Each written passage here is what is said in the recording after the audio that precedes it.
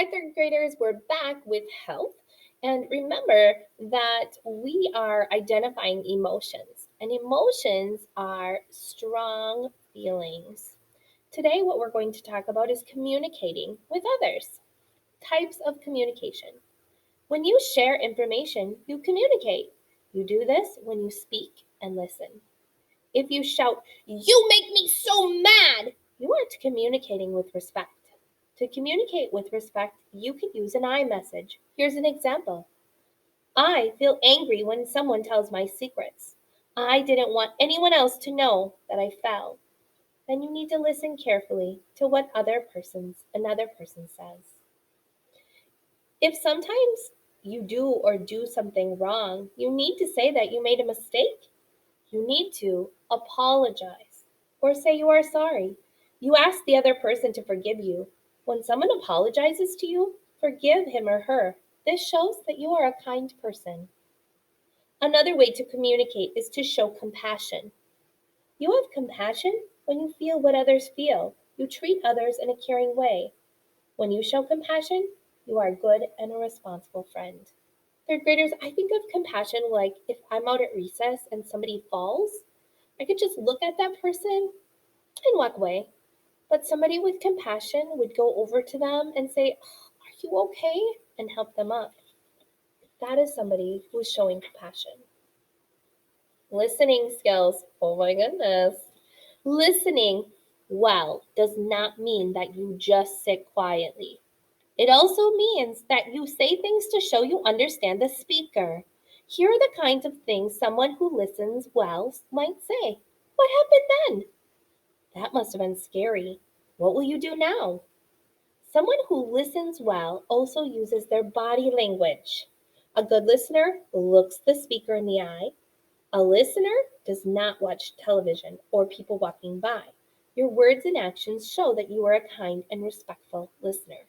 Now, third graders, this is kind of an important skill when you're in school because there's something called hearing and listening. Let me give you an example. When my dad watches TV, I can ask him anything I want. When I was younger, I used to ask my dad things like, "Hey, Dad, can I take money from your wallet and go down to the gas station with my friend?" And my dad, if he was watching TV, would go, "Uh huh, uh huh." I know my dad heard what I said because he responded, but my dad was not listening because I'm pretty sure he would have said no if he was listening.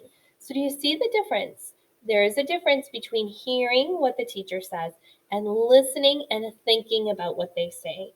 So, if you are just sitting in class and being quiet, that's good, but sometimes you're still not listening. You could be thinking about other things going on and distracted in your own mind. That means that you're hearing the things, but you're not listening. And so we want to make sure that we teach kids that there's a difference because that will help you. All right, so I just want to go back quickly and I want you to think about the emotions that you need to know.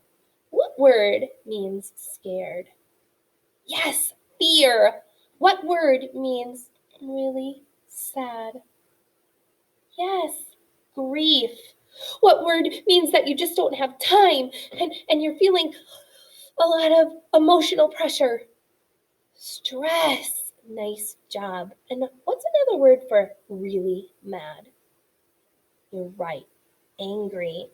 And remember that I show my feelings with my facial expressions, my body language, and my tone of voice. You want your tone of voice to match. I don't tell people, "I'm really sad today," because you don't believe me. My tone of voice and my facial expressions didn't match.